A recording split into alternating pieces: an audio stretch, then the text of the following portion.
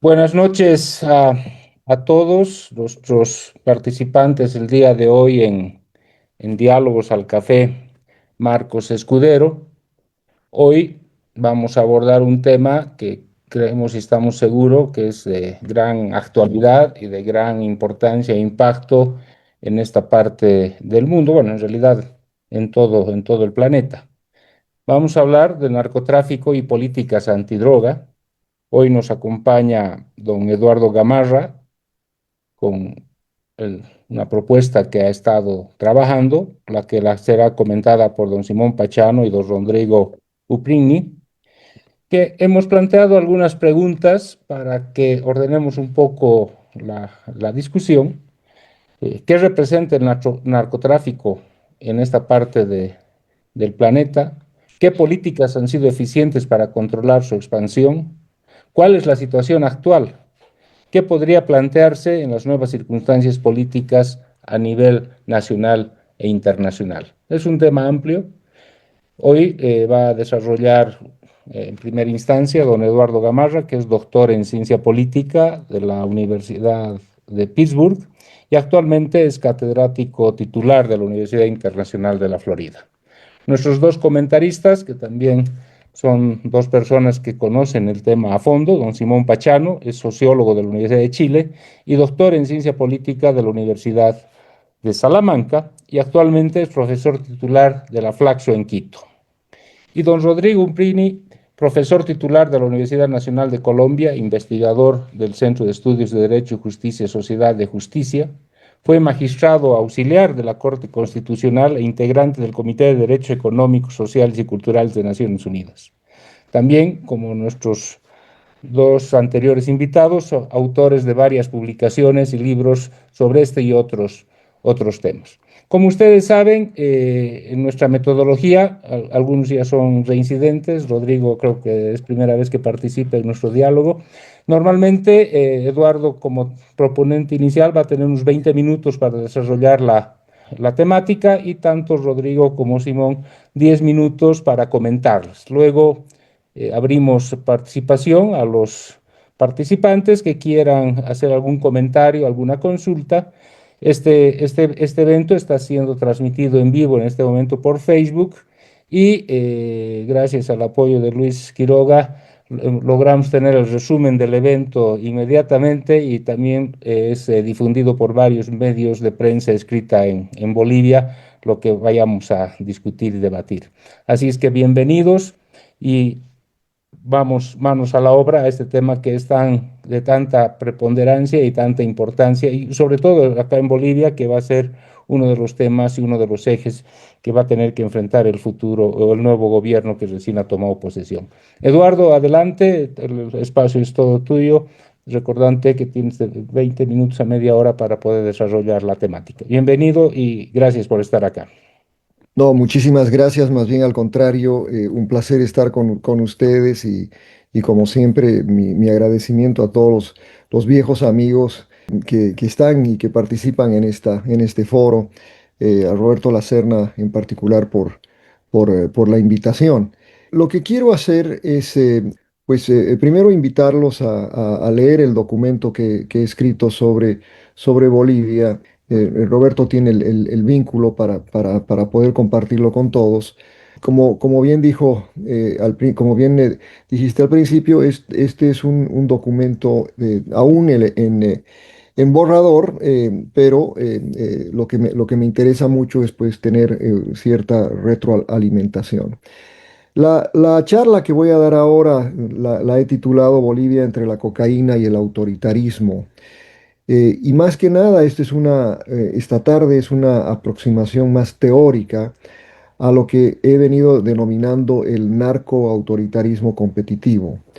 Y acá lo que quiero hacer es ofrecer una lectura conceptual sobre el caso boliviano entre el 2005 y el 2025, a partir de una hipótesis que articula dos dimensiones: la estructura política autoritaria del Estado y su interacción funcional con el narcotráfico. Lo que argumento es que en este periodo Bolivia fue un caso de narcoautoritarismo competitivo. Y para ello, bueno, voy a partir de una discusión teórica sobre el Estado y el crimen, Después hablaré un poco sobre regímenes híbridos y finalmente intentaré conectar esto con las ideas particulares del caso boliviano. Para comenzar, entonces, mi pregunta central es ¿cuál es la relación entre el Estado y la criminalidad organizada? Y acá voy a una teoría clásica de Charles Tilly, que nos recuerda que los estados nacen del monopolio de la violencia. Tilly equipara la construcción estatal con formas de crimen organizado. Los estados, según él, hacen la guerra y hacen el Estado. Eliminan competidores y ofrecen protección a cambio de tributos. En ese marco, las fronteras entre Estado y crimen no son siempre nítidas. Luego, el estudio retorna a nuestro viejo amigo Guillermo O'Donnell, que aporta otra herramienta para entender lo que creo que sucedió en Bolivia durante ese periodo, que es el concepto de zonas marrones. Particularmente en democracias recientes como las latinoamericanas, el Estado no ejerce soberanía en todo su territorio. En ciertas zonas aparecen estructuras de poder que no son no estatales, por supuesto, sindicatos y en el entorno a crimen, clanes y mafias. En estas zonas marrones, el orden es ejercido por actores ilegales o paralegales que ocupan el vacío estatal. En Bolivia, este modelo se observa con claridad en algunas zonas, cuatro que son analizadas en el trabajo: el Chapare, el norte de Santa Cruz, México Chico y quizás en menor medida la zona de los Yungas en el departamento de La Paz. Estas son cuatro zonas donde el Estado no impone plenamente su ley y donde desde estructuras sindicales, clanes familiares o alianzas criminales sustituyen la función estatal. La relación entonces entre estos estados, entre estos actores y el Estado, no es necesariamente de confrontación. Muchas veces hay simbiosis, pactos de tolerancia o incluso captura del aparato estatal por parte de estos actores criminales. Durante estos 20 años, muchas de estas zonas operaron con autonomía relativa, donde la autoridad del Estado era parcial o simbólica, o donde el narcotráfico se institucionalizó como práctica económica y también de poder local. Segundo, quiero pasar a una pregunta más clasificatoria. ¿Qué tipo de régimen tuvo Bolivia entre el 2000 y el 2025, 2005 y 2025?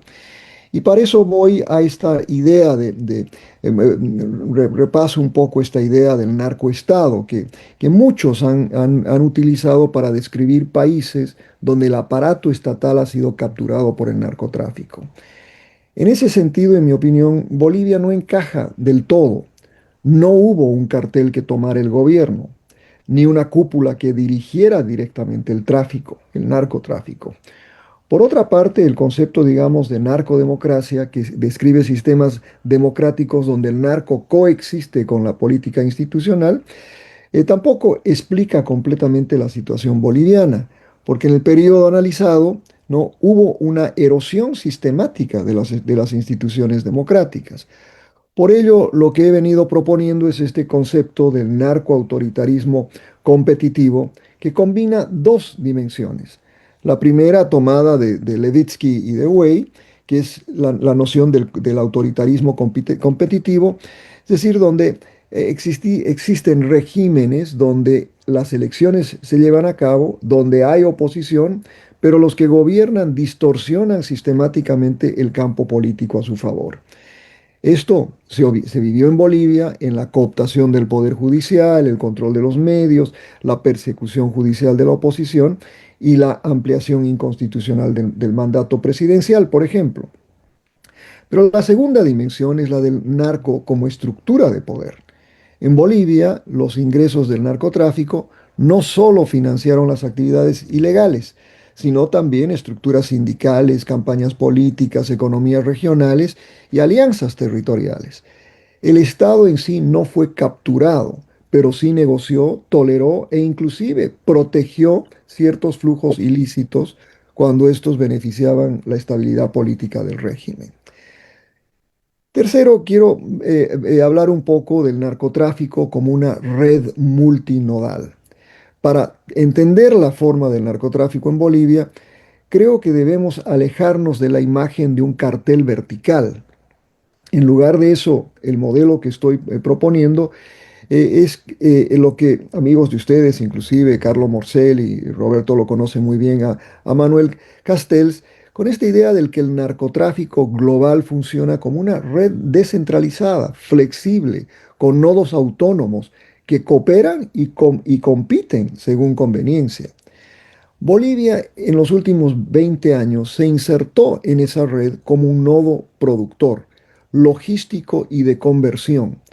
Los actores fueron diversos, clanes familiares, sindicatos, pilotos, lavadores, productores de precursores, etc. Y a esta red se conectaron grupos transnacionales que hoy son pues muy conocidos en Bolivia.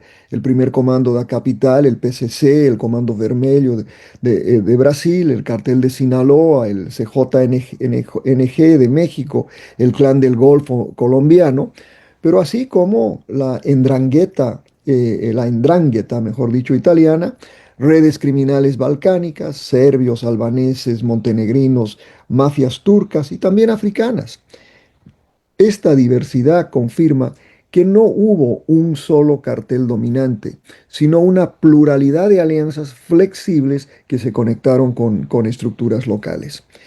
En estas 2 décadas, entonces, Bolivia pasó de ser un país productor de hoja y pasta base, que fue la característica quizás de las últimas 2 décadas del siglo XX, a convertirse hoy en un nodo estratégico del narcotráfico y del crimen organizado transnacional. Esto implica entonces que Bolivia no solo produce y transita droga, sino que facilita operaciones de lavado, provee infraestructura desde pistas, laboratorios y también protección, pero a la vez genera una institucionalidad informal que permite, mejor dicho, operar con muy baja interferencia estatal. Ahora bien, quiero terminar esta discusión más teórica, digamos, hablando de dos teorías adicionales, pero ya tomadas de la criminología, ¿no? Y yo creo que hay dos enfoques que ayudan a entender un poco por qué el narcotráfico se enraizó en Bolivia. El primero es una teoría de Cohen y Felsen, que dicen se denomina la teoría de la actividad rutinaria, que básicamente dice lo siguiente: cuando se juntan delincuentes motivados, oportunidades rentables y escasa vigilancia, el crimen florece. En Bolivia, la geografía porosa, la escasa presencia estatal y la alta demanda internacional crearon ese entorno perfecto. Y el segundo es la teoría de la tensión o strain theory de Robert Merton, que algunos también de ustedes lo leyeron hace muchísimos años, que dice básicamente que cuando los ciudadanos no pueden acceder a metas sociales por las vías legales, recurren a medios ilegales. En el caso boliviano, los cocaleros y otros marginados encontraron en la cocaína una ruta económica viable y lo más importante, y estable, particularmente en estos últimos años. Quiero entonces llegar más o menos a una conclusión o una finalización de esta línea de argumentación para poner esto en el contexto de los desafíos a los que se enfrenta el nuevo gobierno democrático.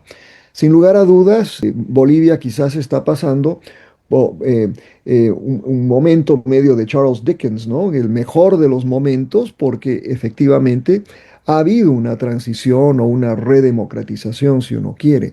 Se acabó la parte del autoritarismo competitivo de alguna manera. Pero es también el peor de los tiempos, porque esta lógica que acabo de describir, particularmente la lógica de la gran penetración el crimen organizado transnacional y la prevalencia de estas zonas marrones, hace que estemos viviendo en Bolivia un momento bastante difícil. Porque si bien la elección del presidente Rodrigo Paz ha marcado el cierre de un ciclo político, no ha significado el desmantelamiento automático de las redes criminales, y el desafío entonces al que él se enfrenta es doble. Por un lado, debe restaurar la soberanía del Estado sobre estas zonas marrones, donde el crimen ha establecido su propio orden. Por otro, hacerlo dentro del marco de una democracia representativa que respete el Estado de Derecho.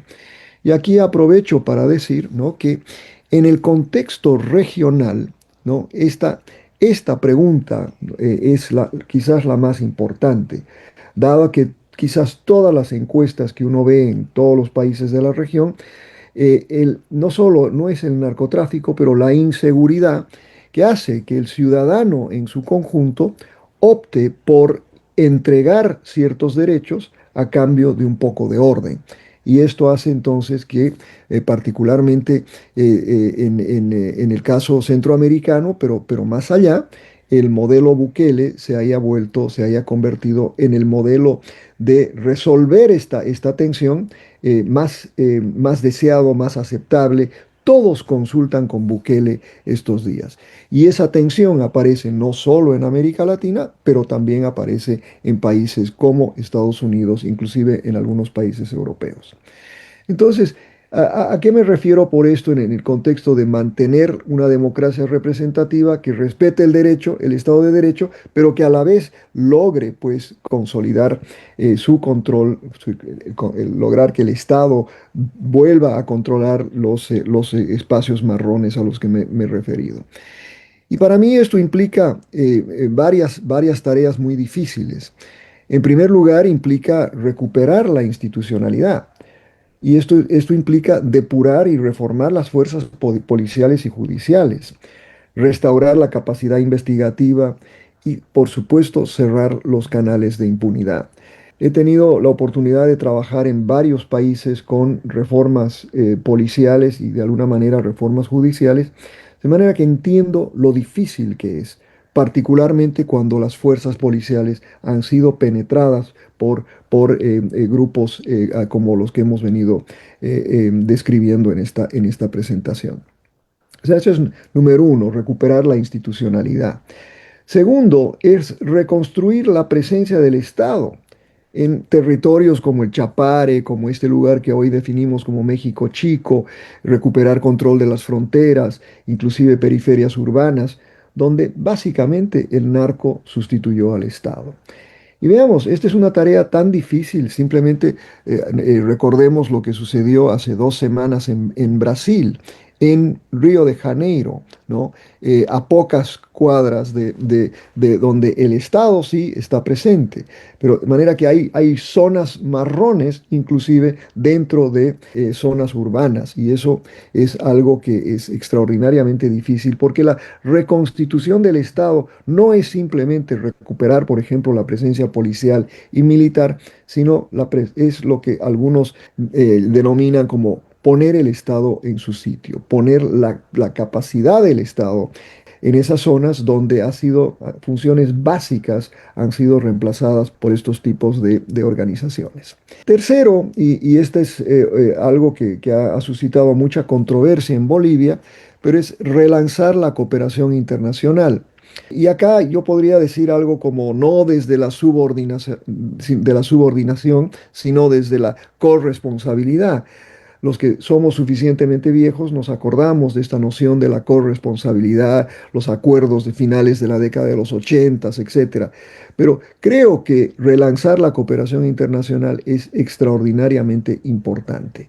Y eso implica no solo lo que se debate en Bolivia, que es retornar a la presencia de la DEA, pero más bien desarrollar corresponsabilidad con nuestros vecinos, que son básicamente a los que más les afecta este nuevo rol nodal de Bolivia.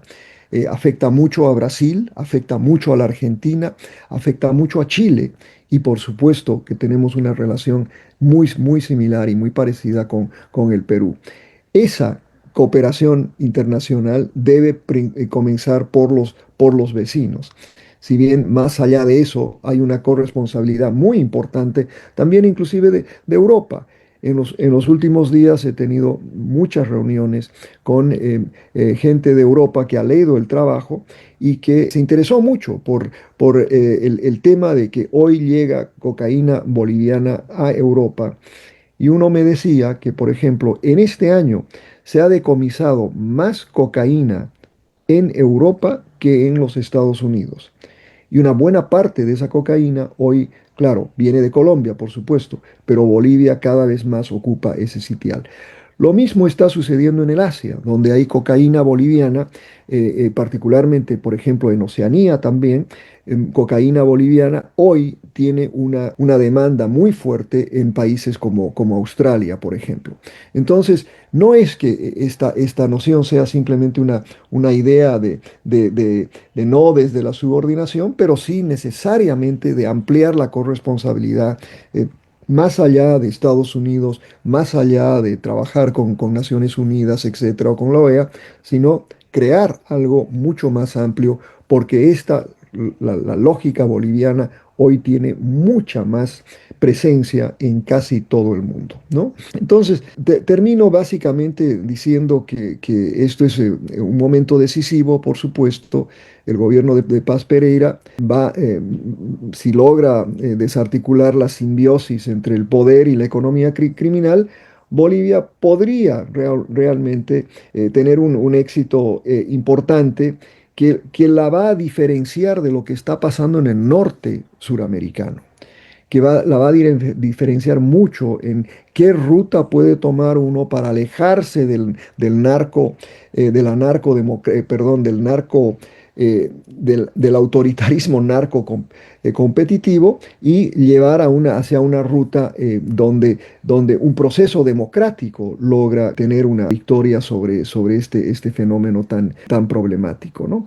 Bolivia, el presidente Paz tiene una oportunidad para convertirse en un referente hemisférico en la transición de un narcoautoritarismo hacia un Estado soberano y funcional.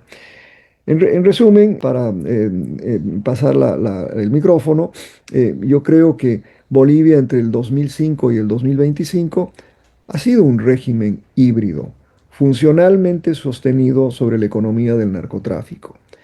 Esta no fue una simple falla del Estado, sino una lógica estratégica de supervivencia y reproducción del poder. Por eso he propuesto esta nueva etiqueta analítica, ¿no? Del narcoautoritarismo competitivo. Creo que esto de alguna manera permite entender esta interacción que se ha dado en Bolivia entre crimen, política y territorio y de alguna manera pues creo poder contribuir un poco con un marco para estudiar otros casos en la región con estructuras similares. Muchas gracias.